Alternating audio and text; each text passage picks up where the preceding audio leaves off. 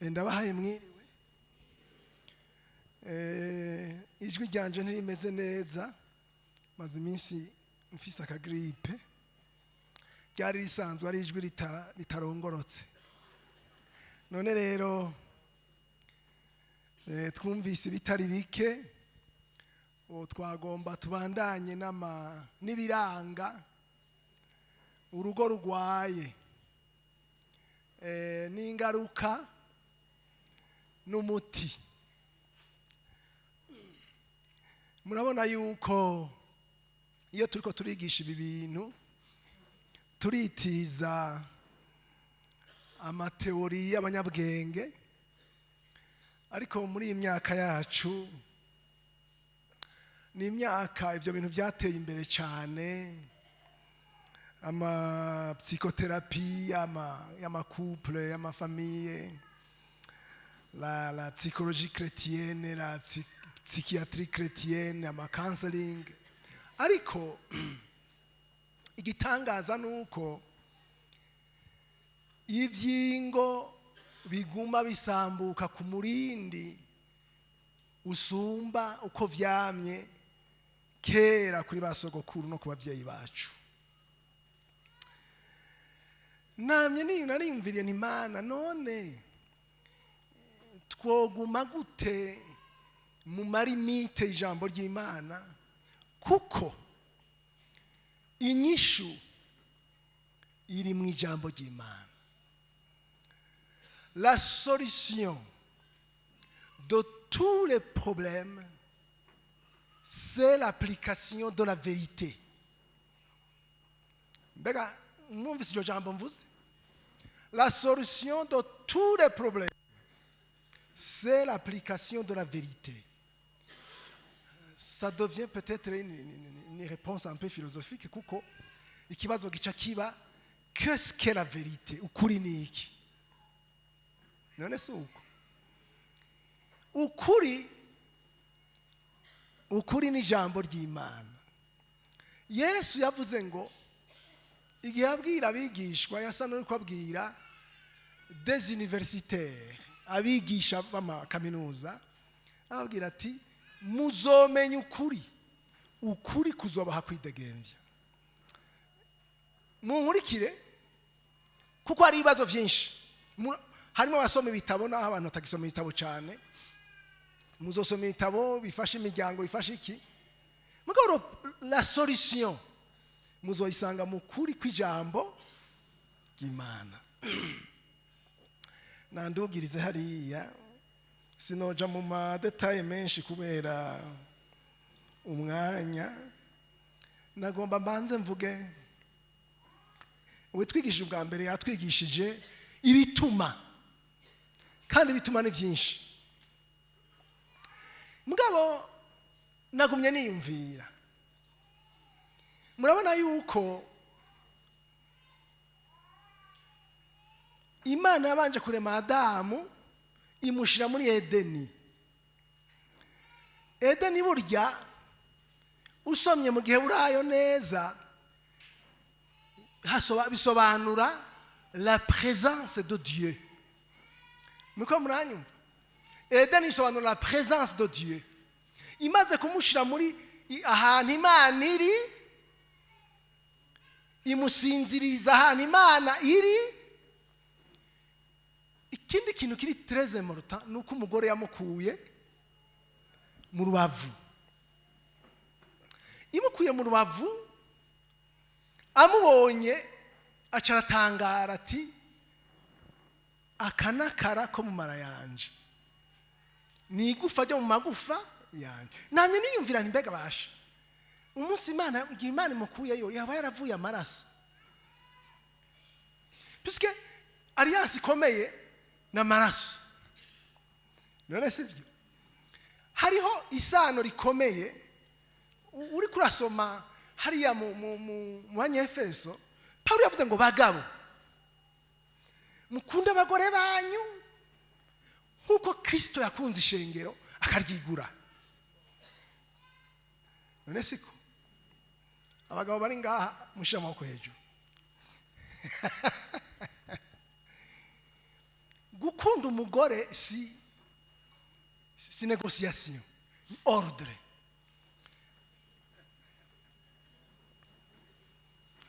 Gukunda umugore si négociation, ni ordre.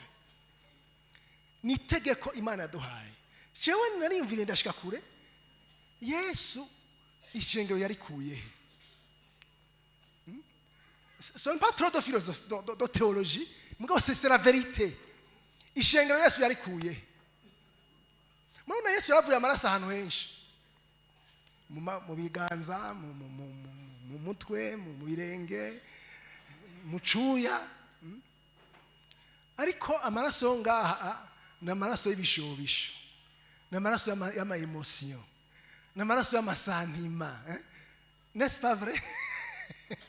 Donc, ishengero ryavuye, Yesu ararikunda. Hari abantu murano basenga ngo Imana ngo nta masantima. Imana irafise santima. Kuko urukundo ni santima. Urukundo ni santima. Imana niyaja muri ntuza muri Yesu niyambara impuzu y'uguca imanza, izo bigiye muri ordre ya justice. Imana iri juste. Amen. Rero ngaho kakantu ntimugira ngo nigahambaye. Burya twe turiko turagenda, urashobora kubona umugabo ntuzopfe waramenye umugore wiwe kandi bose babibururi. C'est un problème. C'est vrai. Mariko ajya sinobaza ngo umugore wa Mariko ninde. Kenshi baba bari kumwe. Ni sinye yerekana ko hari ibintu bimeze. Hari umuntu atashobora gushira umugore wiwe habona. Hari umuntu yamambaza ngo mbega wewe ngo umugore wawe ukataboneka. Nuko ataba ari hafi mugabo ndiko mvuga kuri jambo s'il vous plaît. Yabigiye yavuze abantu batarubaka. Problème iriho nuko uwo muntu atari muri Edeni, ntumusanga muri Edeni, ntumusanga dans la présence de Dieu, umusanga somewhere else, umusanga handi hantu.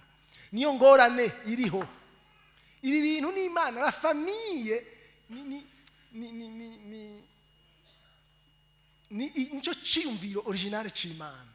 Imana yari izi kudashobora kuronka abantu batavuye muri couple yonyene ishizeho. Nico gituma nagenda babarire.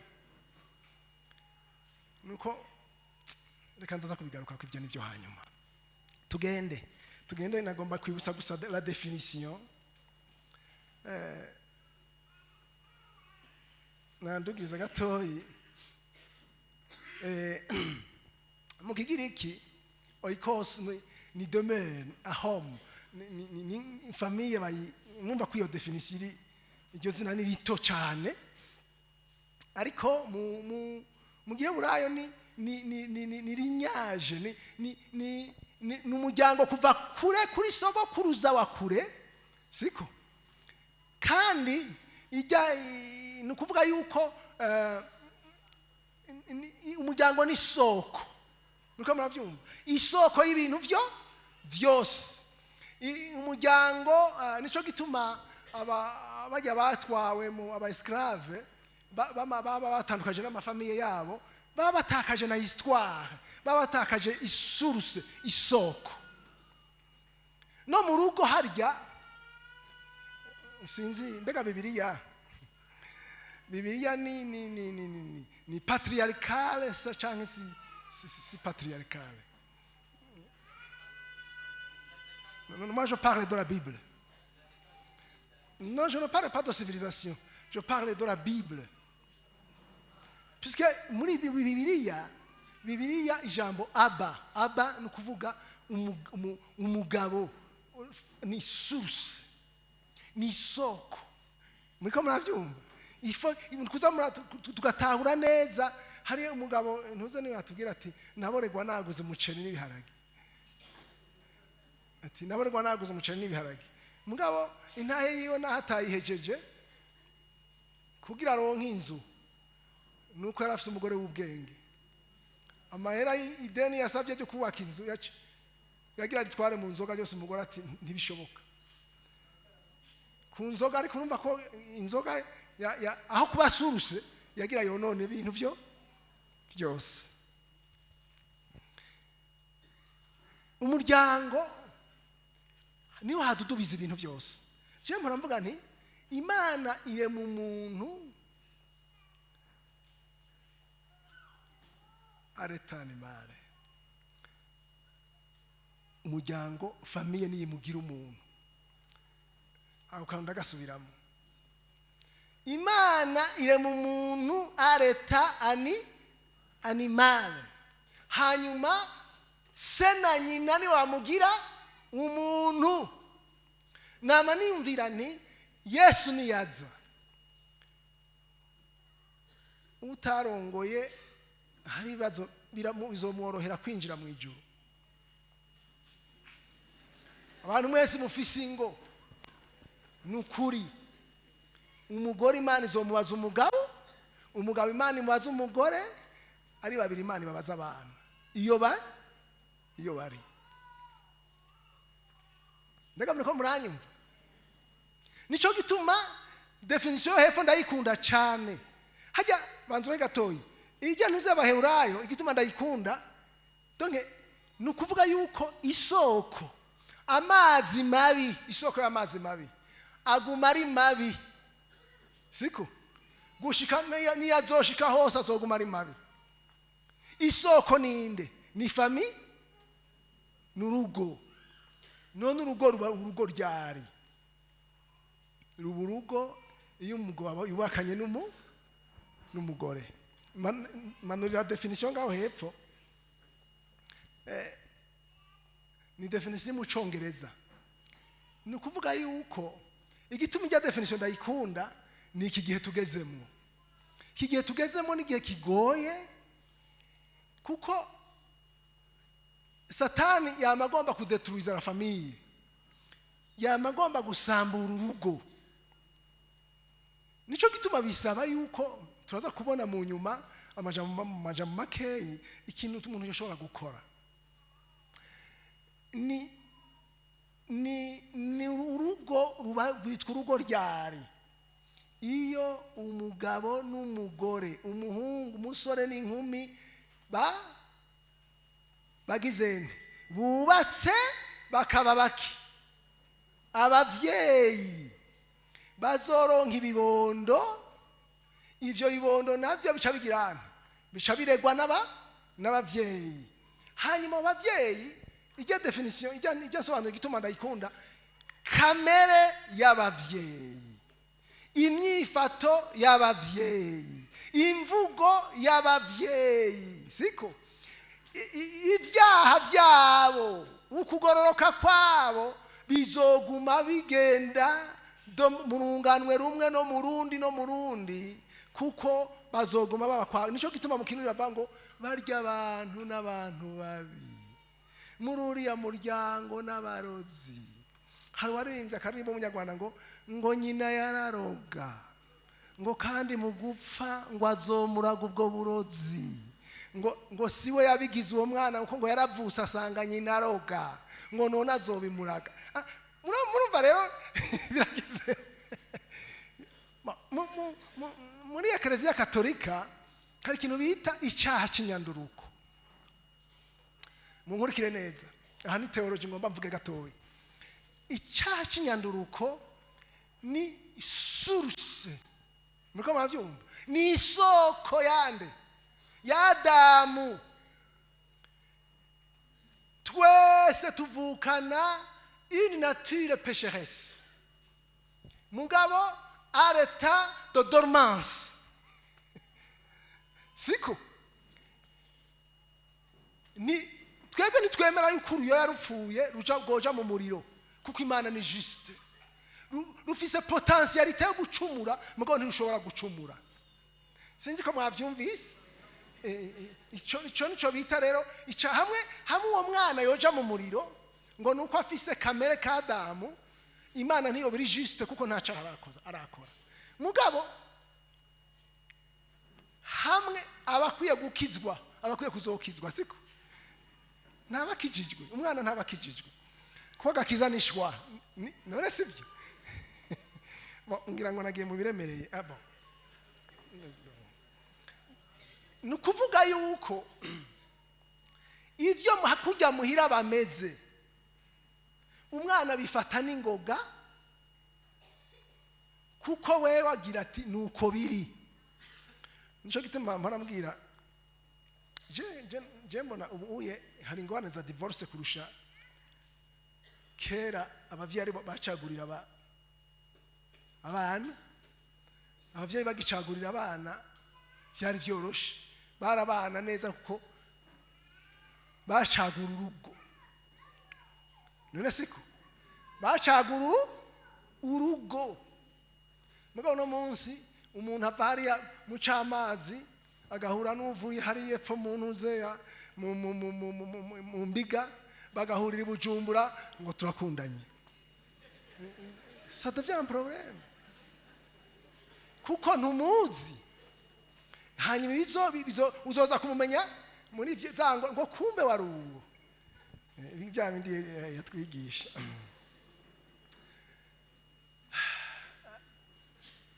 Nigeze guhurira mu ndege n'umukobwa, hanyuma turicana mu ndege acarambaza ngo none ngo jewe ngumva ngo umufiance wanje ngo ndamufashe kwagenda mu bandi bakobwa. Ciramaza ntukamuheba. Ngoya ngo twebwe ngo ntumuheba. Ngo murubakana ngo hanyuma ngo bwo bibandanijwe cy'umuheba ngo hari cyo ngo si divorce. Ciramaza ntufise imyaka ingahe. Arayimbarira ntibega so urafise mama wawe na papa wawe ngo yego ndabafise. None bamaranye imyaka ingahe bubakanye ngo 28. None ubona ari byiza. Ati ni byiza. Nintuzi cuvuga. Kubera iki ibi bintu abantu babifata nk'ibintu bisanzwe. Surukino umuryango si umuntu yawushizeho ni sinzi ngano novuga mu Kirundi. C'est la genèse de la société. Niwo muzi wa société humaine. Umwana avukiye mwibarabara sumuntu. C'est un animal. Nukuri sumuntu c'est un animal. Nibaza ko ibibazo dufise no munsi mu Burundi nuko kuva mu 1993 abana bavukiye mwibarabara n'abagabo bakuze mugabo sabana.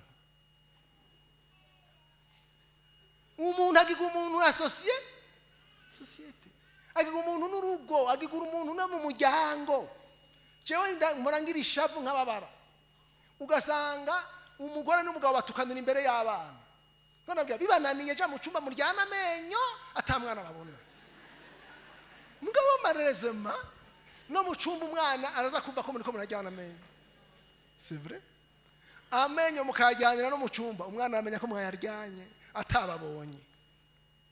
Kuko relation mufitaniye n'umwana ni spirituelle ni psychologique irarenze ko urazi ko unane wa umwabavyeyi muri ngaha umwana yomererwa ashobora kumererwa nabi uri ngaha ukamenya ko umwana amerewe nabi. Umwana ashobora kurira wamusize muhira ukamenya ko umwana arize. Abo badamu barabizi ibyo bintu kuko ni birebire. Negenda babwire ukabona wononye urugo rw'Imana. Erega hajya abana muvyara sabi wanyu nabi wanyu. Imana yashimye ugo rugo ivuze iti ngomba ndemo umuntu mushasha na muremere muri uru rugo ndabaye responsabilité yo kunderera uwo mwana nzobabaza. N'est-ce pas une lourde responsabilité? Ni ibintu biremereye. Tubandanye twirukange manura hari byo nza kureka bandanya tubireka ibyo. Ibintu byose biri muri famille yabivuze Adronis. Ibintu byose mubona no munsi naho cyo bigiturire naho ko kwikunda nuko la société y'u Burundi yose imeze ninge n'abarundi barezwe mu mihane wabo. Mu barundi bavuze ngo uko uyiwe wabukeye ni ibintu byerekana ko barundi ari individu we. mweze ngira ngo iwanje bibaye neza ngo iby'abandi mbaze.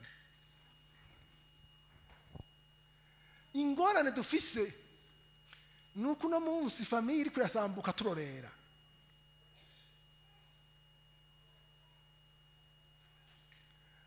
Adonis yavuze ibintu bikomeye.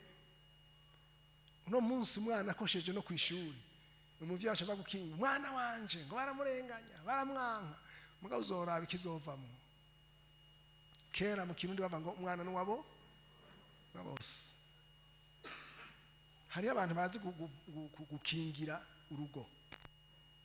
Mu Bamasayi hari amajambo atabaho mu rurimi rw'Abamasayi. Muri rwo Bamasayi ijambo imfuvyi ntiribaho. Ijambo imfuvyi ntiribaho. Kuko uko ntuze yabiteguye imfuvyi ntishoboka naho umuvyeyi yapfa. Muriko muravyumva?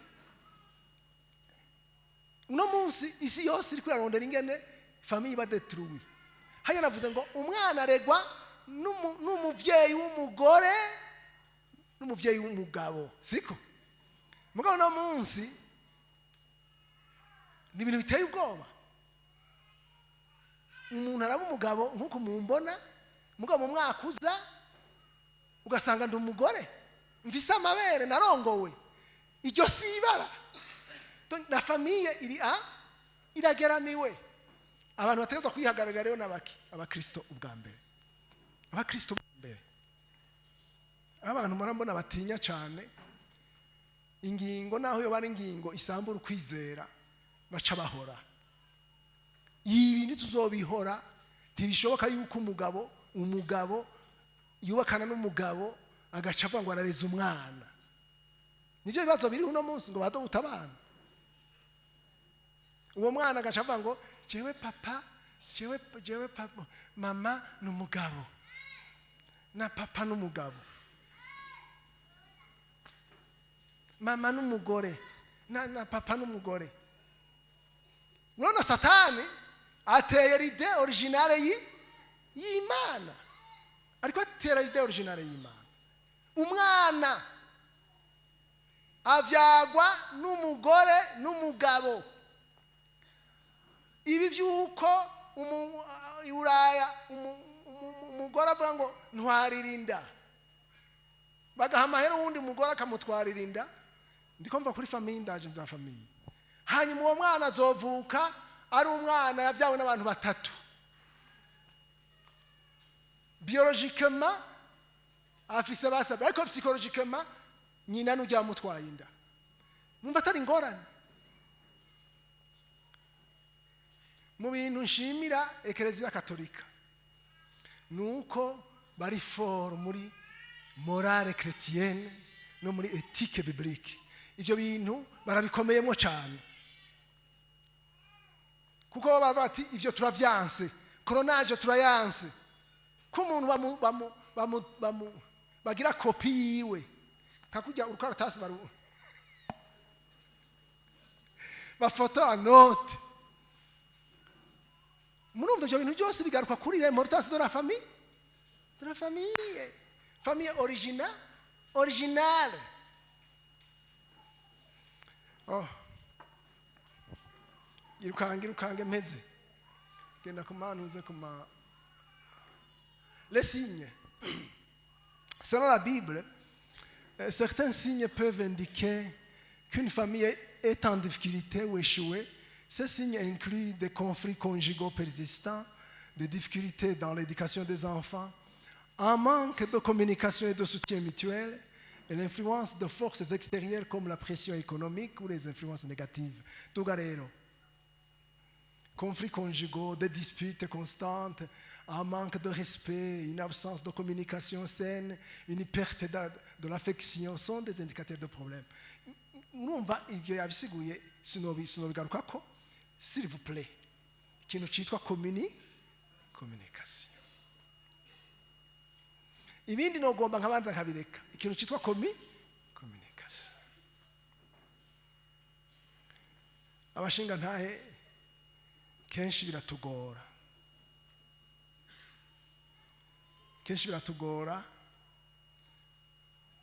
Kuronka umwanya wo kuvugana nabo twubakanye.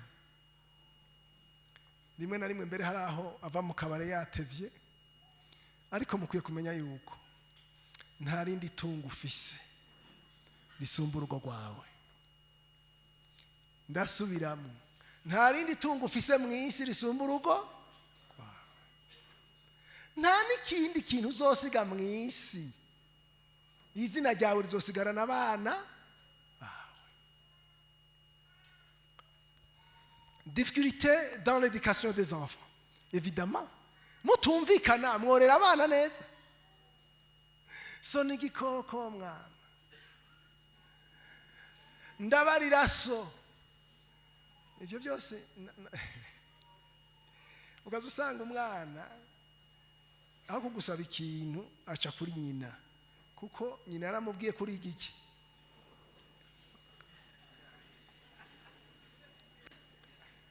Difficulté dans l'éducation des enfants. Mama ni weye ni kubersa les enfants, se nawe ni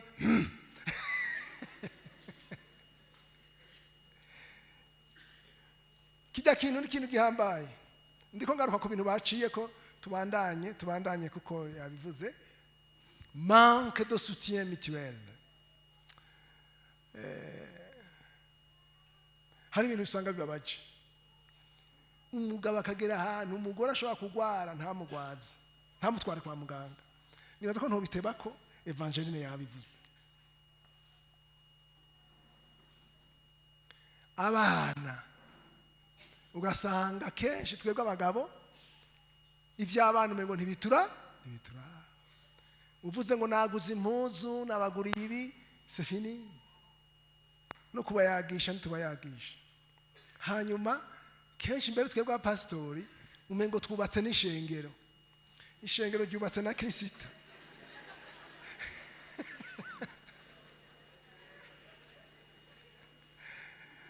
Ishengero ryubatse na Kristo. Twebwe twubatse n'abagore bacu. Ishengero naryo turarikorera. None sivyo? Turabakoze b'ishengero mugabo twubatse n'abagore bacu. Abana bacu bategezwa kuturonka. Birangora ivyo bintu.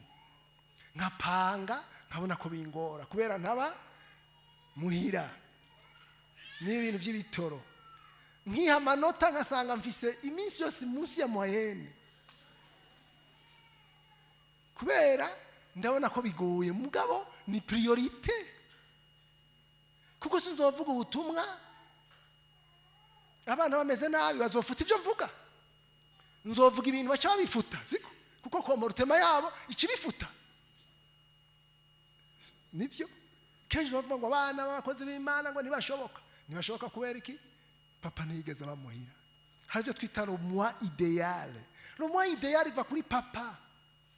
Papa atabamuhira, le moi idéal mwana ntazokwiga yonka, azoca aba umusosiyopate.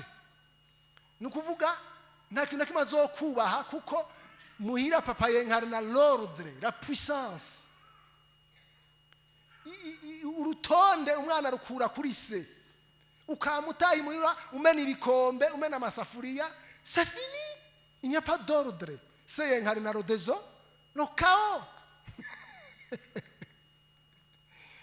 Nama nanga icimviro akaroro k'umwana yashafye mu ishuri, acapa ibintu bidasomeka, arashifona, bamuhaye ubusa cyane, arira cyane gose. Directeur haraza arabaza ati mbega none mwana kubera ikurira? Jewe nacafye, bampaye ubusa kandi nacafye. Ati none ga mwana wacafye iki? Jewe nacafye urudubi. Hanyuma bahamagara abavyeyi kugira ngo barabaza mama bimeze, basanga muhira nurudu, kuko muhira umwana ba mu rudubi nigo ruri mu mutwe wiwe.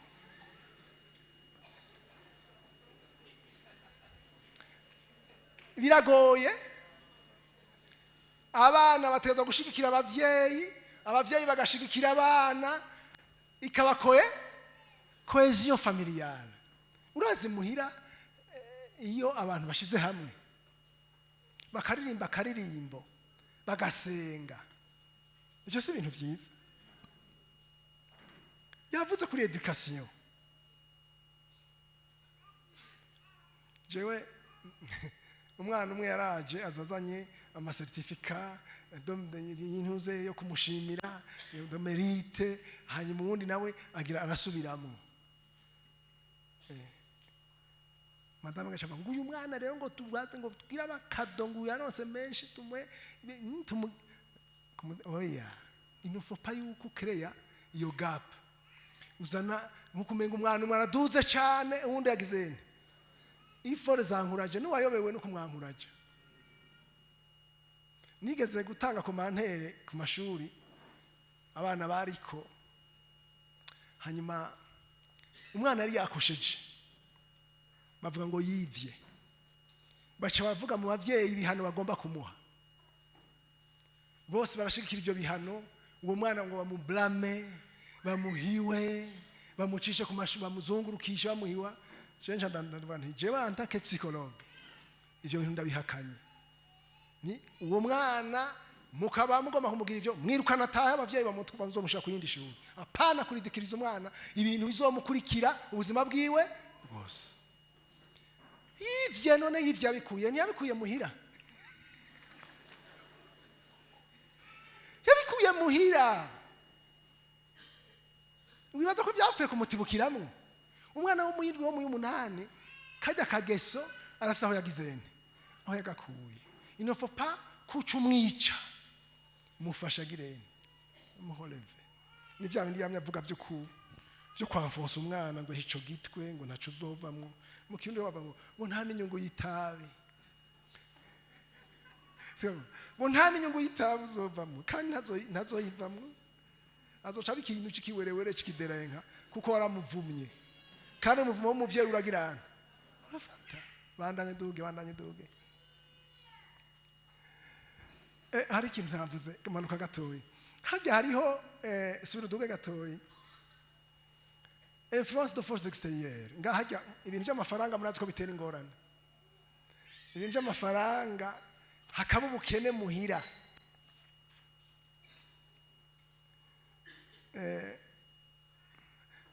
Sinaja muri birebire ngaha, mugabo mukwiye kumenya mbega abafasoni bari ngaha, umugabo wo mugurisha ngahe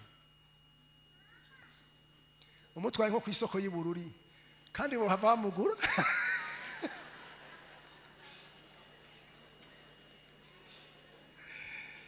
Cyangwa abantu b'abafasoni none mwo abagabo mwo bagurisha ngahe. Umuntu mwubakanye ntagira prix, muriko muravyumva, nta giciro kiriho. Uravye ivy'Imana ngene yabikoze, nta giciro kiriho. Muriko muranyumva, hariho bivanangira ngo n'abantu ngene barezwe. Hari ahantu umugore umengo n'umuntu wo kwamahabwa amafaranga mu ntoki gutya. Nibaza ko kijya kintu kirahambaye. Ijya ntuze phase ya confrontation ikurikira directement kubera ajya famille y'umukobwa, famille y'umuhungu haca hatangura kuba ingorane. Inabukwe agatangura kubona ko uwo mugore yamutwaye umuhungu. Sivyo? Ni psychologique. Wundi wa mugore nawe akagomba kumuposeda wenyene, bigaca bingorana ukamengo ntafise iyo yavuye. Ni kibazo. Hajya none influence extérieure harimo na bimwe yamye avuga by'abantu bo hanze. Umuntu acubatse abafise abagenzi, harimo n'abapare n'abamarene. Je namanimvira igituma muri Bibiliya atabapare bariyo n'abamarene, ni gitangaza.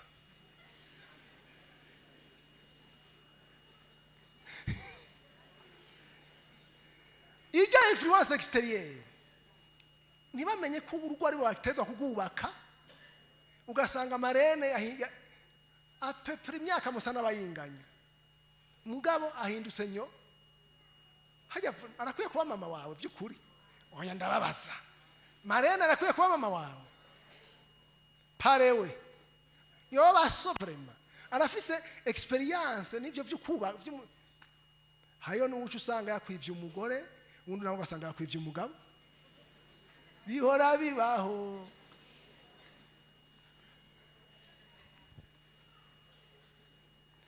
Yaba byanditse muri Bibiliya twari kubironkera inyishu, none ntibyanditse.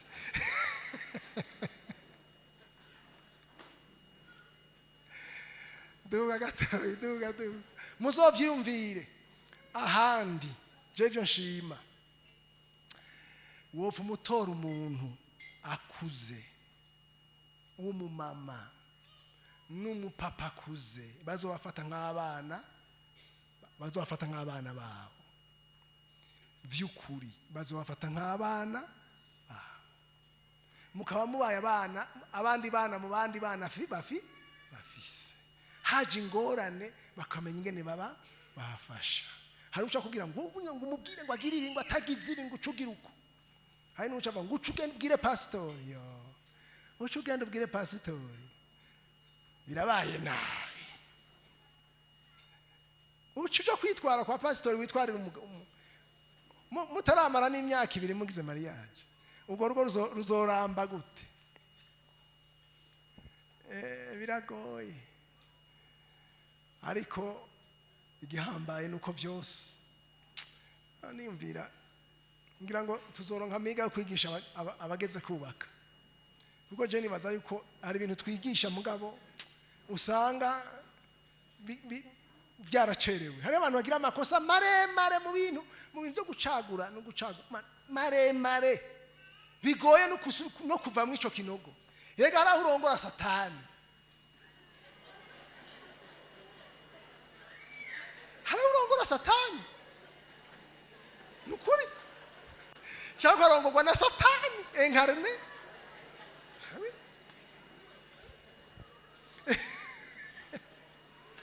C'est vrai. Inuma yande ya Satani. Bigacha bingorane. Manque de prière et de spiritualité. Mwabana. Ngaro tugira tu aha rero birashoboka ngira. Abantu mubakanye badashobora gusangira imitwaro. Abantu mubakanye badashobora gusangira imitwaro, ivyo bintu byoshoboka. Badashobora gusengera hamwe kandi benshi ntibasengera hamwe. Usanga umugore ngo umugabo wanje ngo n'umunyentege nke. Abagore barakunda ibintu mwe n'ivyo. Umugabo wanje n'umunyantege nke. Agaca henga hajya sinzira agaca agenda hari ati man iki gikoko urabona.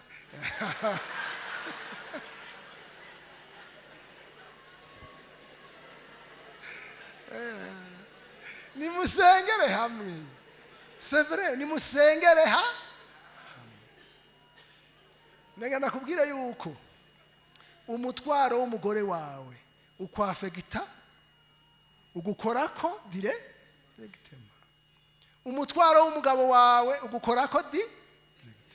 Je ndashimiye umuntu aje gufuka amati umushinga ntahe wanje aragwaye afise ingorane canke bakazanana ucusenga umva ko Imana ivyumva neza. Hariho nabandi baza bakavuga ibintu kumva ko harimo ubuswahili n'ukuri.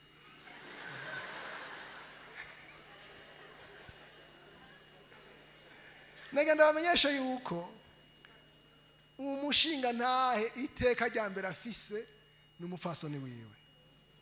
Nico gituma biriva ngo umufa mu kirundi bavuga ijambo ryiza umufa umuntu agufisoni umutambukanyi siko aho ni ngorana. Ana mvuga bagacava ngo ndiko ndarenza urugero. Hari abantu bimwe navuga utobabona bari kwagendana ngaho mwibarabara utobabona bicaranya ha ariko basanga ariko natwenga yicaranye n'abandi. C'est très dangereux. Il est important de noter que la Bible offre également des conseils et des solutions pour surmonter ces difficultés en mettant l'accent sur l'amour, le pardon, la communication et la prière. La famille, selon la Bible, est un fondement important de Dieu, et Dieu souhaite la voir prospérer. Tuduge. atarugo nta shengero, atarugo nta shuri, atarugo nta communauté iriho nimwe y'abantu. Duga ngende directement ku ma conséquences. Ingaruka ni nyinshi.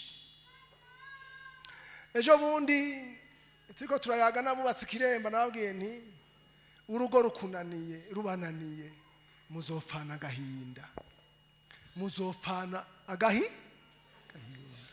Iyo urugo rwabananiye, uno munsi ushobora kwiyumvira ko ari bisanzwe, ariko uzosaza nabi, upfe nabi. Muramubona abantu basega kwibarabara, ari abantu bashaje, ukumva wokorora amosozi, kandi baragizeni, baravyaye. Investissement ya mbere ikomeye no kwishyira mu bana. Umuntu apfa anezerewe n'umuntu apfa akikijwe n'abana, bagapfa bamufasha, bagombe babe bakenye, bakaza kumuraba. None murabona ko umuntu ashaje arabwa n'abana, si bamufata ukuboko, si bamuguma hambavu. Nagenda babarire, nta rindi tunga mufise n'urugo. Ndasubiramo, itunga dufise n'urugo. Hano bango yatubwiye kare ngo bava ndi gukorera urugo, uri gukorera urugo urihe? Ko mbona uzobirunda, biriva ngo uzobirunda biribwe n'aba, yariva ngo bizoribwa n'abagororotsi. Hajya mwaza kwibigomba kuvuga iki? Umunyabyaha azorera abana nabi, babiwerewere, itunga ryiwe rizoribwa n'abana baba. Hari n'utaronka nuza gushobora gukora gusigarana ivyo usize, bagaca bagurisha. Abana b'abanyabwenge bakagirana, bakabigura make. Imana idufashe. Kandi mu Kirundi bava ngo ujya ni mwene naka, hajya hasiga naka. Hariho n'umuntu atakumenya utavuze so, siko? Kuko so abamenyekana kurusha. Intuzi ingaruka ya mbere, duga gatoya kintu, manque de bénédiction. Mwabona? Ugo rugo rurimo amatatu, rurimo umujyano, kabara gasema. Nukuri ibintu byo mu by'urugo ntimuzogira ngo ni ibintu byoroshe. Imana irabijamwo cyane. Ukabona abantu baryana, no kubaho bizoba biranda. Ntimugire ngo no kubaho ngo ntimugire ngo birashobora no kubaho kwa kugeramiwe no kubaho kwabo. Ikitavuzo cyo n'umugisha. La Bible associe l'honneur des parents à la bénédiction divine. Et le manque de respect peut entraîner des malédictions ou la perte de faveur divine. Ubuntu, umugisha, amasezerano. Egari amasezerano Imana ihurugo gusa. None Adamu uko yari yamuhaye ibintu byose, imaze kuvuga ngo si vyiza, imahaye umugore gacivuga ngo ni vyiza, ntiyaciye bahitangura kuvuga imihezagiro. Yashitangura guhezagira. Ntuza Aburahamu, murabona hari abantu, Aburahamu ansartenta yaribagiye akamaro ka Sara. Acagera kuvuga ngo ugende kuvuge ngo kuri mushikanje, ngo ntuvuge kuri umugore wanje. Mugabo Sara niwe yari depositaire w'umugisha, siko? Umugisha wari depose muri Sara. Sans Sara ntamu ko mutandaba. Yere jeune, abajene mutarubaka, manika cyane timu, manika. Ata Sara ntaki.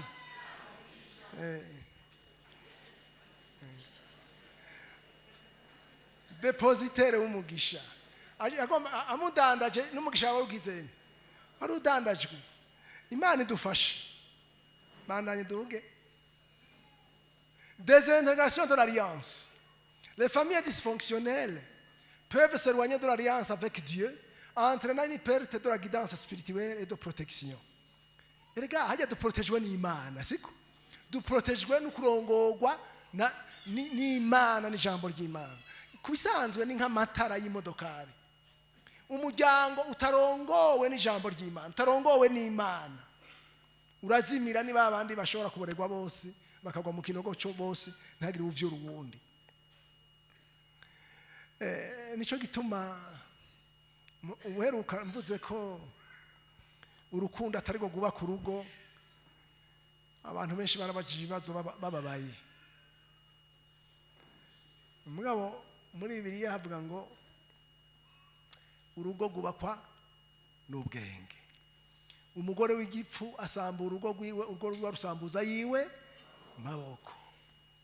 Siko biriva ngo ukumenya niko kubaka urugo, ugutahura kukarushimangira, ubwenge bugatuma urugo rwuzuramwo ubutunzi bw'igiciro kinini. Mwavyumvise? Urugo sakazuru, urugo si bahora bavuga mu gucagura ngo nibagende ngo umuntu nagenda avuge ngo umugore yipfuza ngo uko ameze. Pour moi c'était vraiment de la folie, c'était de la pure folie. Ngo areho uku ngo aforumye uku ngo asuku, cette fille n'existe pas.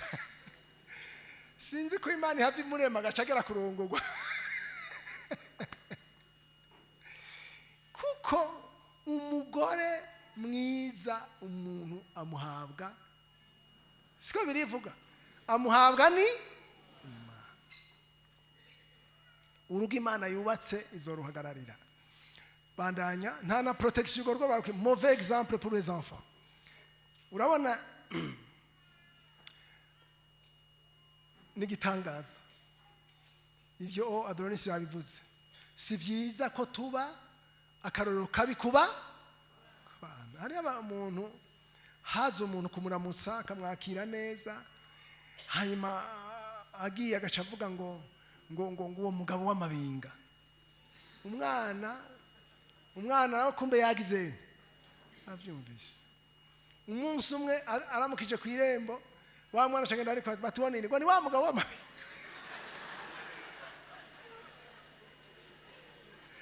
Kubera iki? Nivyo bivugwa hehe? Muhira. Nivyo bivugwa muhira. Imana idufashe. Hamwe ingo zoba nziza, hamwe twaba de bons exemples, Uburundi bwoba paradis sur la terre. Je nibaza ko harakwicirwa kuri ya stade ya confrontation gusa. Stade ya confrontation turakwiye kuzoyigisha ko yo gusa. Erega mwabana, je nibaza ko hari ngwane kutamenya.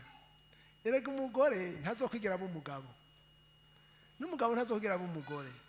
Mukwiye kumenya ko umugore ari igihushane cy'umugabo. No mu vyiyumviro ningana tubona ibintu ntitubona cyo kimwe. Sinzi nuko tumotegwa cyo kimwe. Mugabo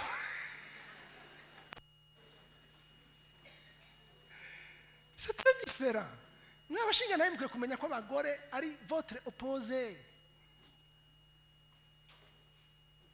Wabo ntibavuye no mu ivu, bavuye mu rubavu rwacu. Kandi Bibiliya ivuga ngo abagabo n'ubwiza bw'Imana, abagore nabo nico gituma bihindagura, nico gituma bagerageza kwishanja, kwisiga, kugira ngo umbagati kuko n'ubwiza bwa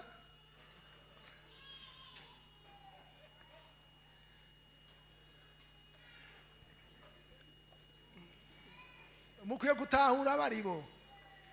Kubisanzwe nk'akaroro uvuze ngo mubaka inzu, ukaba uti tugomba tuzokubaka inzu uno munsi, umugore acatangwa kukubarira irangi azoyisiga.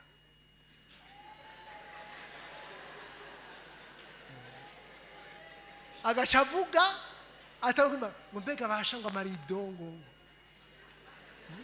amapoyo mutereka mu nawe uriko wiyumvira ibiharuro by'amatafari, ibiharuro by'amabuye, mugabo wewe azabona amashugwe ngena azodekora mu nzu tusa n'abantu b'intore gose n'abagozi.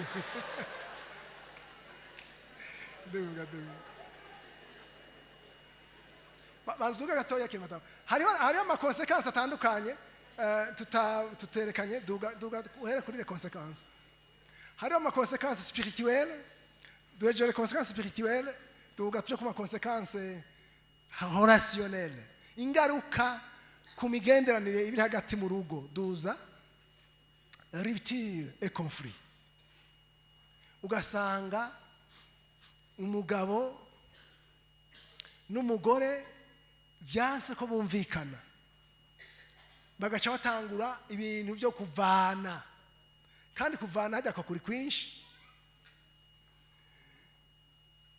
umuntu bwa mbere ukimuzana bavuga ngo usa nayo kwiteke ubwo cyangwa kuvuga ngo ingene gisa urumva ko ribitire yashitse kare umugore akoresheje amafaranga warabitahura mugabo uvuga ngo yakoresheje iki ngo wewe ngo kandi ngo ngo abagore muri bijuju urumva conflict zitagira naho zifatiye umugore ari amahera yawe yariye nayi wiwe ni mugerera situation nka mugarure mugabo c'est vrai umugore ntiyiba umugabo icyo ashobora gukora ashobora gusesagura ubutunzi muricara mukabiganira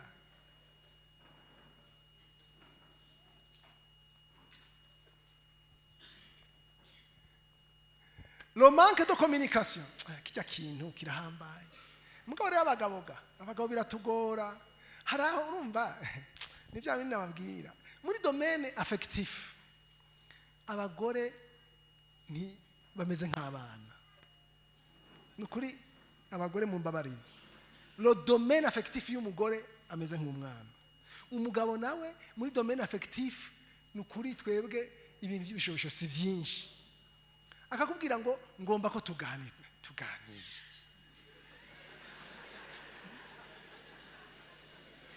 parce que ibintu ariko aravuga ça n'est pas de mortas ibintu ariko aravuga n'ibintu mvuga ko taco bimaze mugabo wewe c'est très important wewe bafise n'utujambo twinshi n'amahistoire menshi n'utuntu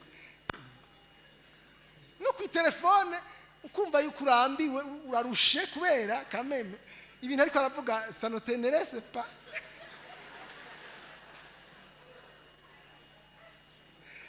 nukuri sindiko nabagaya mugabo turi mu mamonda abiri agizene atandukanye wewe urafise utuntu tudukuru twatundi tw'abagore nyene ibintu by'amahistoire nawe ibyo bintu abashinga ntaye muri ngaha ifo kumuha umwanya bavuge mubumvirize biragoye hariho gatoya akantu gatoya ijyanye infidélité le manque de communication manque de respect mw'abantu Bibiliya ivuga ngo bagore mugirene mu kirundi bava ngo mugamburukire abagabo banyu muri byose ariko ni mu gifaransa ni respect abagabo barakunda kubahwa muriko muravyumva umugore yubaha umugabo abashamufata kandi abagore hajya bagize ubwenge biroroshe gufata abagabo apfa kugirana apfa kumwubaha akabona ko amwubashe akamwitaho nari kuvuga ibi byoja mu maromede mugabo abagore bubu ntibazi kwitaho abagabo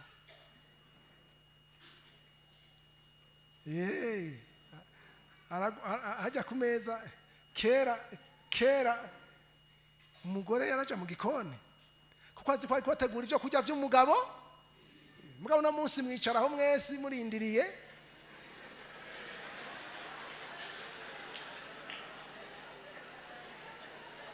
hanyuma rero mwese muza kubimenyera rimwe k'umunyu ari gisorya ari mwinshi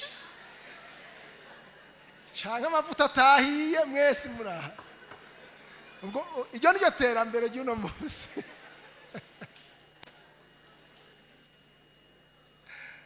awi mugabo ivyo byose byavuye hehe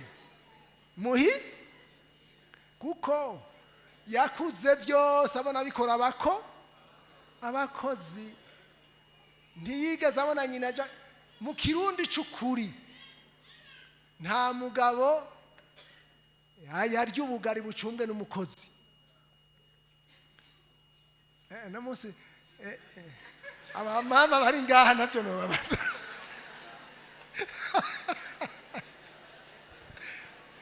Bamama bari ngaha sinobibaza.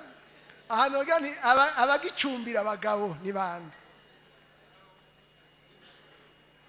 Si ikibazo. Ya respega urumva ko gizeni. Ayo umukozi ari naho azana ibintu ku meza asa nabi afise n'ubucafu n'imivyiro niki. Apeti nayo nyene gahepfe ikabanke. Nuko ivyo rero murabona l'infidélité mana yanje. Ikintu cha infidélité jewe sinzi, hari naho bibabaje ugasanga no mu bakristo biriho. Mugabo nagira nakubwire munyumvirize. Dominiko yatubariye ati tumaranye imyaka 34 sinigeze umugore wanje ndamuvanga. Kubisanzwe iyo uzoja hose bajya bose abagore bawe nibisuma, nibabane mu kirundi bita nibintu by'ibisama manjonjo. Uzohereza mu rugo iwa mukama vyumva, uzohereza mu rugo iwawe. Kandi rero je narabonye abamama barasumba abagabo. Ibyo abagabo bashobora gukorera abagore bakavyihanganira, abagore ntibo bikorera abagabo ngo bavyihanganire. Ugasanga umuntu aragenda akazerera kandi umugore akabimenya. Mugabo rindira umugabo agofatesha ibara womengo ntiyari muri ivyo. Ico caha nukuri ni kansera mu rugo, nuguhemuka. ubuhemukiye urugo rwa uba wihemukiye nawe ubura umuntu gito. Cyamara nkwenza abantu ni ukuri umuntu w'umugabo yambura ipantaro imbere y'umuntu umugore wundi atari wiwe afise n'umugabo muto. Yega ntacu bumaze. None ari iteka ufise umuntu ari gito atagira ijambo, n'umuntu ashobora gukora impuzu imbere y'undi muntu. Umuntu yubahana imbere y'undi mugabo ntiyokura impuzu. Areka ndahashinge cyane na mfonse rukuru kuko ibintu byarabaye nabi. Hari n'ubwo asanga n'umuntu umwana, abantu b'abana ntibacubaha n'abantu bakuze. Ntimusigaye mubibona none. Umuntu agahindara umukobwa angana n'abakobwa biwe agaca mutwara umugabo. C'est bizarre. Ingoro ziragizene zirageramiwe ariko umuti uri hehe? Toujours uri mu ijambo ry'Imana, uri mu kwihanane neza. Bagira ngo tuzovana nza n'ubundi. Nukuri naduze hajya akantu kuri ributire tuje ku karoro ka divorce. Jewe nibaza ko divorce ari mbi kurusha urupfu. Mwanyumvise mbega? Divorce ni mbi kurusha urupfu. Uwo muvanye muhuye ntiwibuka ibintu byinshi. Ngo monex abazungu barabyoroheje. Muri Amerika umwanya wose wumva ngo barivye umwana. None mwibye ngaha bamara ko bariba abana bateka. Aragenda akavyarana n'umugabo bakavana, akagenda akarongora n'uwundi, akana kagakumbura agaca kiba. akaza ngo aramutwaye ngo ni marizini imodoka irayitwaye bukeye ngo bari ivy'umwana bukeye ngo bari ivy'umwana divorce. Niko murabyumva yari bitire rero ishobora kuvamo divorce nubuyobe. Hari abanya baza kuvuga ngo ishengero ngo mwemere divorce, twemere divorce. Ega abantu bavanye none bizogenda gute?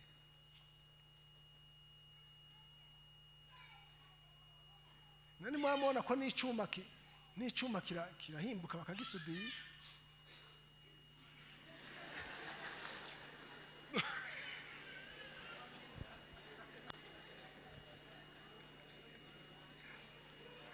Yo fuma sudira okay. Yo fuma sudira. Biragoye byukuri divorce ni ikintu kibi. Divorce rero ihera hajya muri séparation dans la chambre. Iki ni ikintu gihambaye. Séparation dans la chambre, séparation dans la maison, séparation définitive.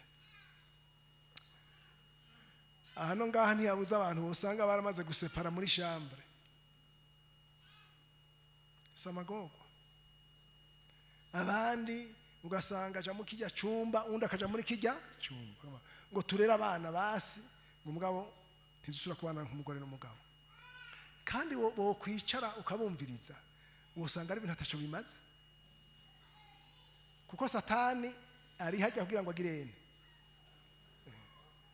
Bakwiye gusubira muri Edeni. Nduga.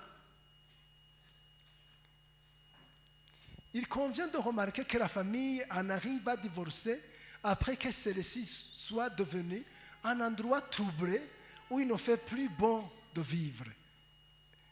Muhira. Adonis yavuze kare yavuze ati muhira hakwiye kuba hano kuruhukira.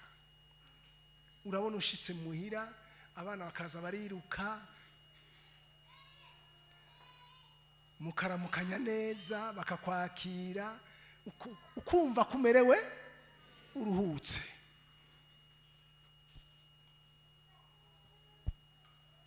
Chef yarambabaza ashitse muhira umwana kubana abona ko ntabamuhira cyambwira ngo papa uzoduga ryari. Ndinjiye mu nzu acyambaza uzoduga ryari. Umva ko icyo kintu ari ikintu kigoye. Cyumva combien afise yagomba ko nguma muhira.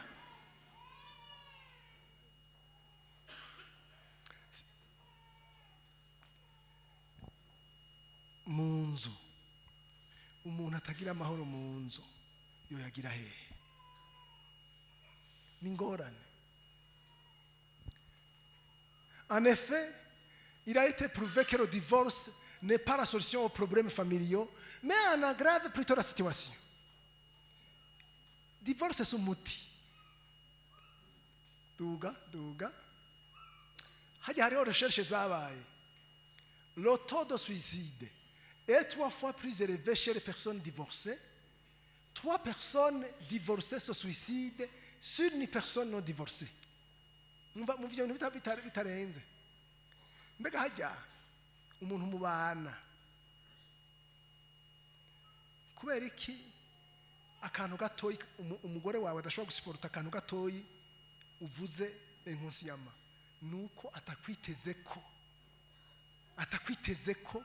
umukorera ikosa na ritoyi. Parce que umuntu mubakanye muba mwarabanye emotionnellement biriva ngo mama wabaye umubiri umwe. Mbere biriya yo yigishika kure bagabo mukunda abagore banyu ngo Kristo yakunze ishengero akagirana akaryigura.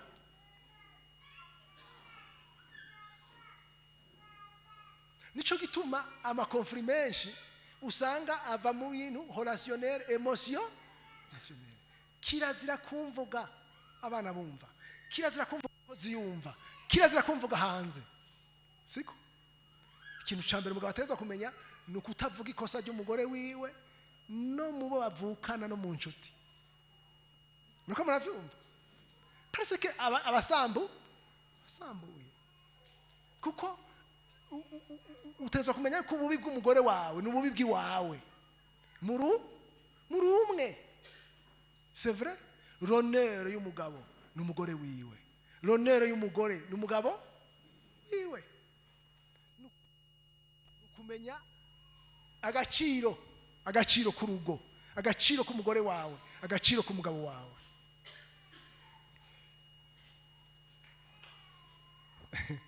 Yavuze ngo abagabo bo mu mutwe n'abagore bo mu mutwe ni igitangaza. Les personnes divorcées connaissent des problèmes de dépression 4 fois plus que les personnes non divorcées. Bien sûr. Nibo bagira traumatisme manto, nibo bafise ama depression kuko bafise ingorane émotionnelle, barakomeretse hariya mu rukundo.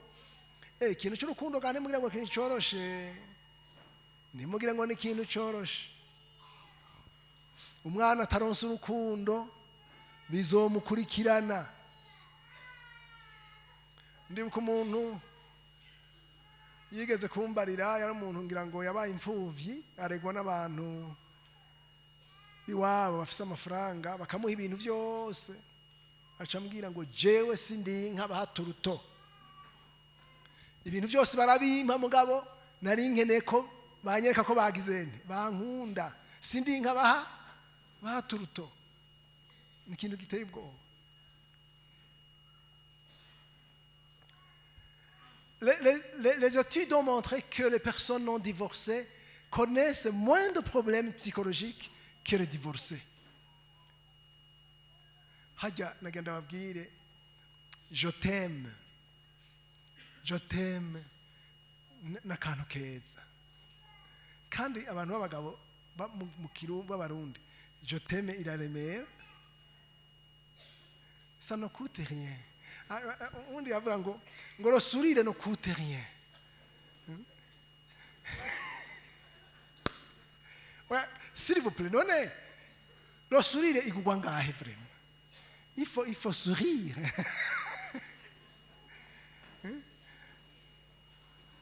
Kuvyukuri ikintu kitugoye twebwe abagabo b'abarundi, ntituzi yuko abagore bacu bari trop émotionnel. Trop émotionnel. Naho yoba yashavuye ugaca umwandika agatexte karimo ibintu bya affection, c'est fini, it's done.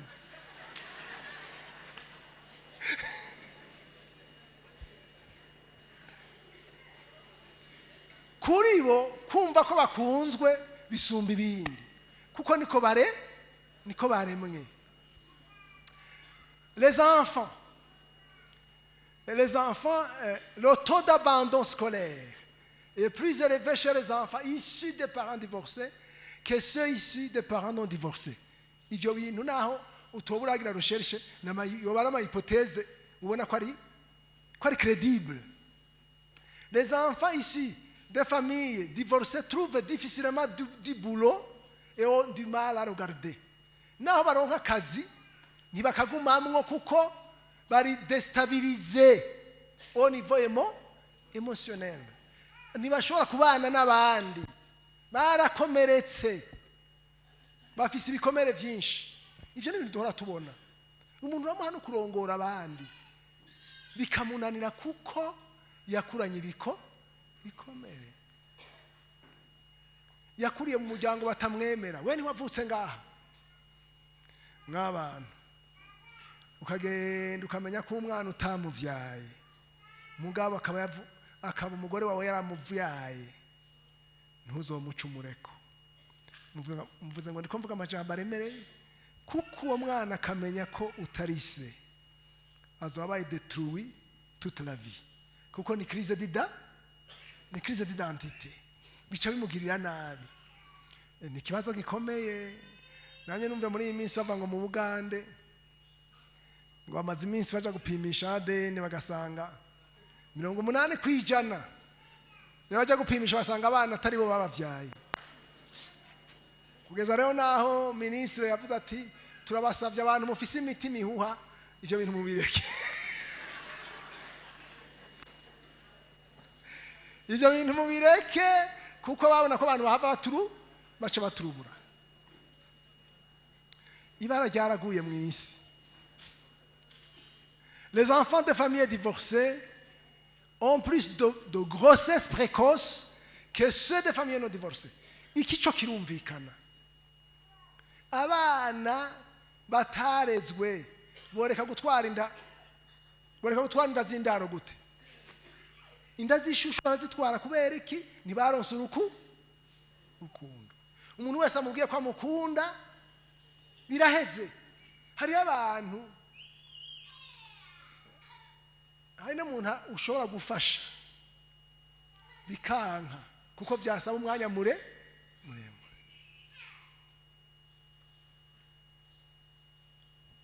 Aronse umuntu amubwira ngo je t'aime ataronse kuri papa, ataronse kuri nyina, se na nyina barashihana, byari ibintu by'ibikoko,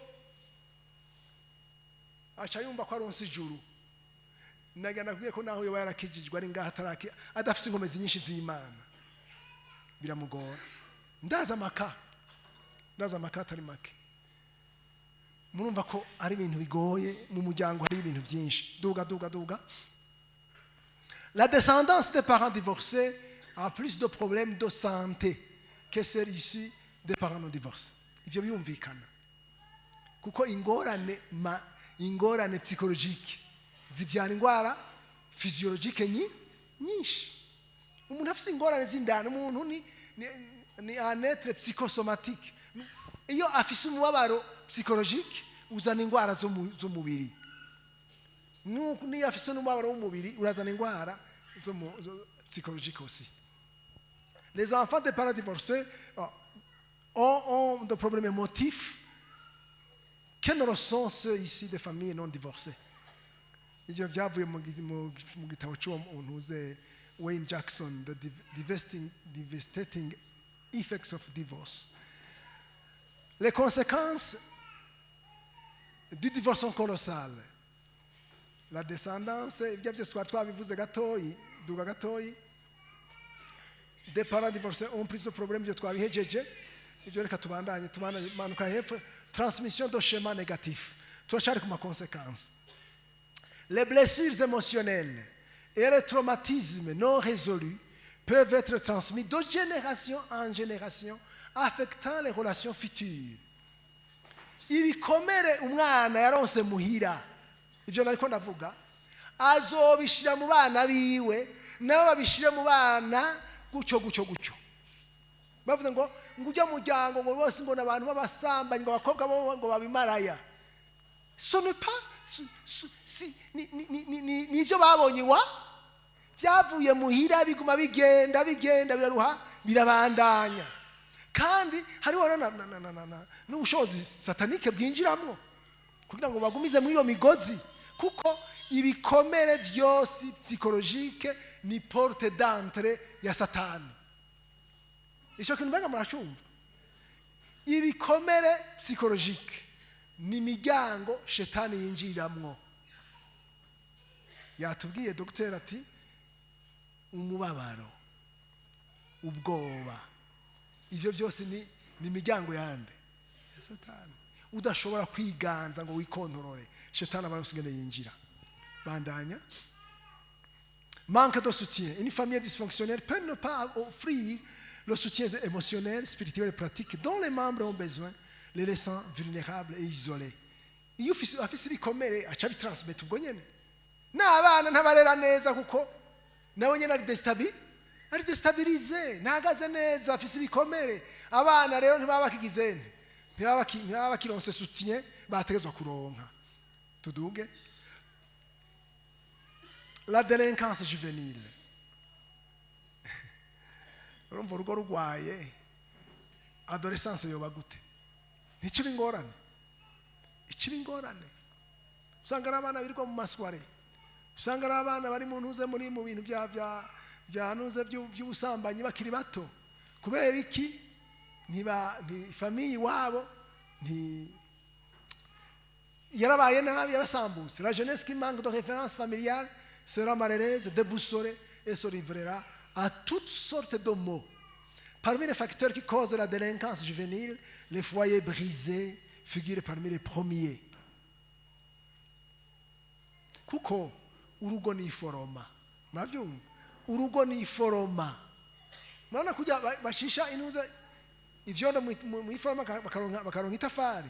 Urugo ni foroma. Twese turi ico twagizwe n'imiryango twakuriyemo. Parmi les facteurs, bon, on appelle jeune délinquant le mineur qui se consacre à des comportements antisociaux, il y a une déviance sociale, tels que le vol, le vandalisme, les actes de violence, de prostitution, voire d'homicide. Bandagna. Caractéristique de la délinquance juvénile, manque de normes et de règles. Les normes sociales, atteso kuzikura muhira ubwa mbere. Ibimugenga ivyo yisunga, manque de maîtrise de soi. Abikura he, ega maîtrise de soi. Ningene umwana yarezwe. Mu Kirundi twovyita ngo iki? Maîtrise de soi. Umuntu atagira maîtrise de soi ntazoshobora ntashobora kwiganza, ntashobora gufata ingingo yo kudakora ikibi, ari ntashobora kwirinda normes sexuelles déviantes, homosexualité, bestialité et autres, incapacité de différer le désir immédiat, les relations sociales superficielles, ntashobora no kwigumya. Ntashobora kwigumya ibintu byose bije n'ibyakora. Tubandanye. Rationalisation et blâme des autres pour ses propres fautes. Il y a ni mécanisme de défense du moi, iyo yamaze kuba umuntu ameze uko acagerageza kwiproteja akabishira ku bandi. Langage obscene, mukajomba abana bariko bavuga imbyino z'ibintu by'ibishego, ibintu bidashoboka, désir d'être important, non tenu en compte des droits de la propriété d'autrui, n'ibindi. Duga.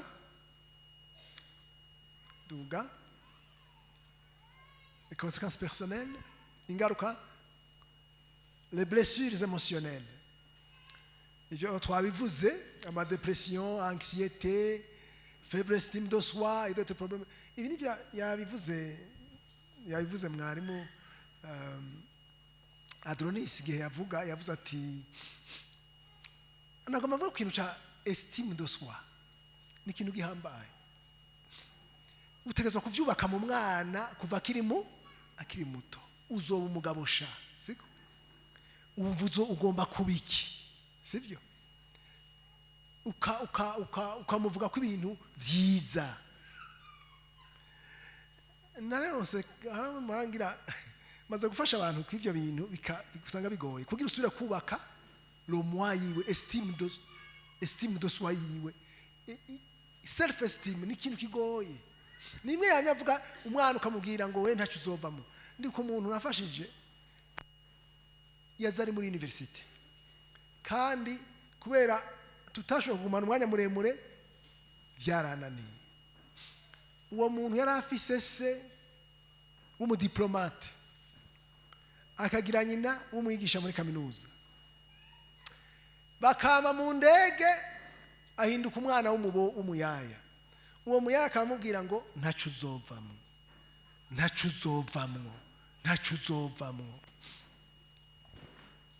Ashitse muri université ntamenye. Namazana kubera iki muri université gute wewe none? Jewe naratrishije gushana muri université nta kintu kimwe nshoboye. Arataha muri université araheba. Bamuha akazi k'umusekreteri karamunanira. Yuba kurugo. Umuntu azi ko atashashoboye na kimwe. Urugo umugabo aramwihangani abiruha biranka arataha.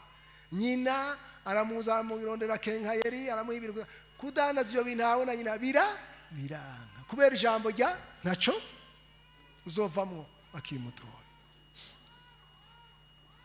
N'ibintu bihambaye. Abavyeyi ijambo umwana abwiwe n'umuvyeyi rifise ingufu kurusha ijambo abwiwe n'undi muntu. Kuko umwana ancertainta umuvyeyi amubona nk'Imana. Sivyo? Ico papa mubariye abona ko arisho azoshikako. Ndibuka uwundi yambwira ati jewe bavuze ngo ndi mubi. Cyarabaye ibintu bikomeye gushika muri universite ariko mvenye ko ari mubi, ko ata muntu umwe amukunda, ko ari mubi kubera byavuzwe n'abavyeyi kuva kiri umwana. Ico kintu kiramwica. Bijya bintu birahambaye. Famille ibanze kuba dysfonctionnelle. Nagenda babwire mw'abantu mwebwe murakuze ko umugabo n'umugore bashobora kutumvikana ku kintu, c'est tout à fait normal, nibisanzwe. Harabahora bashikuza ngo aha twebwe rero ngo tumaze imyaka 20 tubana ngo ntiturapfa ikintu na kimwe. Ngo no gushikuza no kubesha. Nimba mutabesha naho ntimukomeye, muragwaye. Ce n'est pas normal ça. Change naho mutagwaye, umwe muri mwebwe aragwaye. Ni wa wundi avuga byose asinziriye nyene. Ubwo rugo barumeze gute? Ata n'umunsi mugira muti kintu tucumvikanye ko reka twicare tukivugane. Iyo umwana abonye ko se na nyina badahuje nukuri aca komereka. Muriko muranyumva? Aca komereka right away aho nyene. Hariho n'ibintu biba bikwiye kuvugirwa ahandi. Umwana naho yo wamutoye, muzofata umwana w'imyaka 2 ufeze sambra nkuko uri kurakubita nyina, uheze uzora ingene arayagise, uzora ingene arayagise. Cyo ndikumenga umwana sinzinga yamaze nk'imyaka 2, turataha turashika mu nzu turicara turahora. Nyamwana acaza ngo uno munsi ko mutavuga nibiki. Umwana muto urumva uno munsi ko mutavuga nibiki, parce que abona kumenga ibintu birahindutse. Kuko we arapresana yuko muhira umuco atari mwiza. Tubandanye. Difficulté à établir des relations saines. Bandanya. Perte de sens et de but. L'absence de stabilité et de soutien familial peut entraîner un sentiment de vide et de perte de sens et de manque de direction dans la vie. Évidemment. Iyo mudahuza ntimushobora ntimumenye iyo muri ko muraja. Nimwe ntuzavuga destinée, la femme de ta destinée, l'homme de ta destinée. Ni ibintu bihambaye. Iyo mutumvikana muca muratakaye, ntaco muzoshika ko mu buzima kuko nimwe mukibona iyo muca. Nta sens, nta but mugifise, nta sens, nta direction. Tubandanye. Éclatement de la société. La famille est l'unité nucléaire de la société et de l'Église. L'ensemble des familles stables impacte positivement la société et l'Église. Quand les familles sont brisées, divorcées, tous les aspects de la société et de l'Église fonctionneront très mal, ce qui rendra cette société et l'Église malade. Ni ingwara gusa. Tuduge. Murabona hajya société yabaye éclatée. Nimwe vy'Isodoma n'Igomora. Baja kumena kwa Loti. N'abana n'abakuze bose homosexualité babona ko ari ibintu bigizeni. Bisanzwe na violence sexuelle. Vyari ibintu biteye ubwoba. Murabona ko ijya ni société yamaze kugirana. Yamaze kuba éclatée, yasambutse. None Isodoma n'Igomora bashitse hajya kubera iki? Famille zaragizeni. Zareshuwe. Manuka. Remarquez que même les petits-enfants avaient développé des caractères homosexuels, hérités de leurs familles respectives. Car l'adage terre-père, terre-fils reste toujours indiscutable dans le temps et dans l'espace. Ainsi, compte tenu de l'importance de la famille, les conséquences d'une famille échouée sont multiples et affectent les parents, les enfants et tous les aspects de la société, bien sûr. Nous résumons simplement ces conséquences en un concept de maladie. Quand la famille va mal, les parents deviennent malades, les enfants deviennent malades, la société, église y comprise, devient malade. Ibintu byose biba malade, iyo famille ibaye malade. Tuduge les remèdes. Reka nyaruke ku mahomede. Prière repentance. Ku vy'ukuri. Abanyakiremba bagiye. Ndibuka ko mu gihe twigisha bubatse abagore bagirije abagabo ko batabasaba imbabazi. Abagabo muri ngaha murasaba imbabazi abagore iyo mwakosheje. Donc repentance ibayeho mushobora gusenga. None umuntu mutumvikana mu sengana. Mubanza kwiyuzuza. La prière et la repentance sont des outils puissants pour la recherche, pour rechercher la guérison et la restauration des relations familiales. Cyo ni ikintu gikomeye. Pardon rero, repentance uravuga ibyo wacumuye, wamucumuyeko. Ucuruhuka. Tuduge. Hajya hari ijambo ry'Imana twari gusoma ariko umwanya watujanye. Se repentir et laisser Dieu reprendre sa place. Kuko iyo mwacumuye, iyo mutumvikana, urugo rurimo rwubakwa n'abantu batatu. Umugabo n'umugore n'Imana, siko? Uyavuze ngo Imana ni yumviriza silencieusement, mugabo ni hiri. Iyo muyisohoye rero ibintu cyo bigenda nabi. Iyo mwihanye mugasabana imbabazi, Imana ishizura mu kibanza cayo igacibiki umuzabibu namwe mukabama amashami, kuko naco mubasha gukora mutagizene mudafise Imana. Demandez pardon, mes chers amis.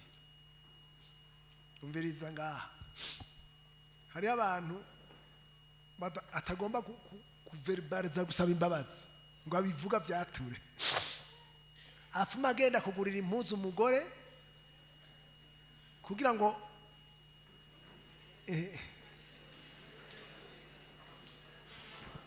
ni byiza kubivuga, kuko kijya gihe wamukoreye ikosa afise igikomere, nawe icyo gikomere nizokigira kivaho mu gihe utemeye kwagizene wamukomerekeje kandi usavye imbabazi.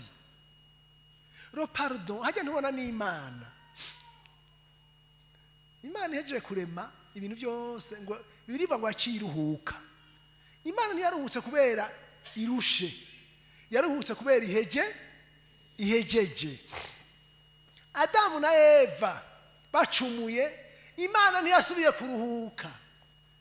Imana yasubiye kuruhuka, isubiye kutubabarira muri Kristo Yesu. Amen. Ni hajya Yesu azutse Imana ni nkaho yagize ati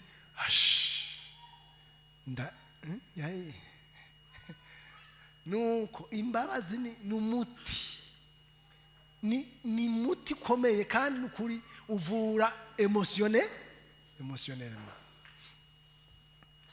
Niyo umuntu yihanya akavuga ngo genda uragizene, cyumva ibintu bimeze neza. Pardonnez comme Dieu nous pardonne. Imana rero mu kubabarira irababarira ikagirana iki ingwane twe dufise nuko umenga uraharura ukavuga ngo umugabo wanje namukoreye ibi ndasubira ndamwihanganira kwibi none arasubiriye. Ntiwagizene, ntiwibagiye ivyo ukorera umugore wawe n'ivyo ukorera umugabo wawe ntiwobiha. Ntiwashusha uvuga ngo uriko urabiharura, ugiye mu kuja mu kuvyo biharura wogwara, kandi urwo rugo gohava rugira ingorane, gohava rugwara. Bon, si vous pardonnez aux hommes leurs offenses, votre Père Céleste vous pardonnera aussi. Mais si vous ne pardonnez pas aux hommes, votre Père ne vous pardonnera pas non plus vos offenses. Tuduge kubera umwanya. Amour et pardon. La Bible enseigne l'importance de l'amour. Je nabivuze ko nizo mbabazi duga se décharger. Emwe ako kandi ngoma ndagahagarara ko gatoyi. Se décharger abantu benshi ntibagomba ko abantu bidesharija. So desharija no kuvuga ibintu bikubabaje byose. Ushobora kubidesharija, uravuga ko ushobora kubidesharija ku Mana. Ubidesharije ku bantu no ku Mana. Sinosoma ry'amajambo yose. Mwana Yonatani ngo amufortifia mu vy'Imana. Nuze nawe yaramubwira ngo rega ariko arahiga imbwa ipfuye nuko ati aramufortifia ngo nk'ukuboko kwa data ntikuzogushikira, ndabizi kuzoba umwami nanjye nzobicegera cawe. Dawidi yidesharije. Mu rugo rero hashobora kuba ibintu bigoye. None umugore adashobora kwidesharija ku mugabo yo kwidesharija he? Cyangwa umugabo adashobora kwidesharija ku mugore yo kwidesharija he? Kiretse agize ingorane akagira umugore ameze nka Zereshi canke Yezebeli. Muri ico gihe acamuha konseye zitarizo zo kwica abantu. Duga kubera umwanya. Accepter les responsabilités. Abavyeyi n'abana bose bafite ama responsabilité. Hajya nko tusoma mu Banyefeso yabivuze, Adonis yabivuze, kutarenza urugero mu bihano n'ibiki, ariko umugabo yemere responsabilité z'umugabo, yemere ko ari umutwe w'urugo.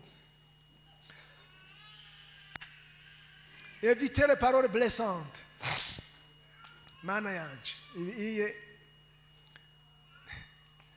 mu bintu abagore akunda kubabazwa gati yamvugiye muba yantutse umuyaya yumva aca yumva ko umukandagiye amajambo mabi, amajambo yo kumutuka si byiza. Nuko evitare les paroles blessantes. Hari igitabo cy'igifaransa bavuga ngo la blessure guérit mais la parole blessante ne guérit pas. Ngo igikomere physique kirakira ariko ijambo rikomeretsa ntirikira. Tuduge reconnaître ses erreurs. Ujya ni le président Kimball a fait cette recommandation. Comme vous êtes humain, vous aurez un jour des divergences d'opinion, non est-ce vieux, qui produiront même des petites querelles. Supposez qu'on est blessé, l'autre, on a dit des mots désagréables. Les cœurs sont blessés et chacun pense que c'est l'autre qui emporte la faute. Rien n'est fait pour guérir la plaie. Les heures passent, les cœurs battent fort durant la nuit. Un jour passe dans la morosité. La gorge est une incompréhension croissante. Les torts se succèdent jusqu'à ce qu'on appelle un avocat, que le foyer soit brisé et que la vie des parents et des enfants soit détruite. Douga. Mais il y a une baume guérisseur. Il y a une baume guérisseur qui, appliquée rapidement, vous remettra les idées en place en quelques minutes. Avec tout ce qui est en jeu, votre amour, vous-même, votre famille, vos idéaux, votre exaltation, vos éternités, vous ne pouvez pas vous permettre de prendre de risques. Vous devez ravaler votre orgueil et courageusement dire à votre femme, chérie, je regrette. Je ne voudrais pas te blesser. Je te demande pardon. Ngo ni nk'iki, ni nka bome igize ivura. Arerekanye ibintu byose utoperida, ntiwoperida umuryango, ntiwoperida ivyo ugenderako, ntiwoperida icyubahiro cyawe, ntiwoperida eternite yawe. Fata risque yo kubwira umugore wawe uti chérie, je regrette. Chérie, c'était moi qui étais en tort. Je te demande pardon. Vous tomberez dans les bras l'un et de l'autre et la vie sera de nouveau belle. Et quand vous irez vous coucher, ce sera et il n'y aura pas de fossé entre vous pendant votre prière familiale. Faith precedes des miracles. Page Ephésiens, reconnaître ses erreurs. Douga, la gentillesse. Où est gentil? Mugaragaza kuba gentil, l'un envers l'autre. Le principe que nous indiquent les Écritures pour rendre notre vie familiale plus heureuse est la gentillesse. On nous recommande en fait d'être bon, aimant et de pardonner. On recommande aux parents et aux enfants de se traiter mutuellement avec respect et ainsi de suite. Douga, la conclusion. Nous concluons sur cette note. La famille du XXIe siècle est très menacée car étant la cible privilégiée de l'ennemi et ses serviteurs. Les familles brisées rendent les époux, les épouses et les enfants en société, la société en général et l'Église en particulier malade. Le seul espoir pour la restauration familiale, c'est Dieu, le concepteur des familles, et sans lui, nous ne pouvons rien faire, mais avec Dieu, nous ferons des exploits. Il écrasera nos ennemis. Dieu bénisse abondamment nos chères familles. Imana ibahezagire.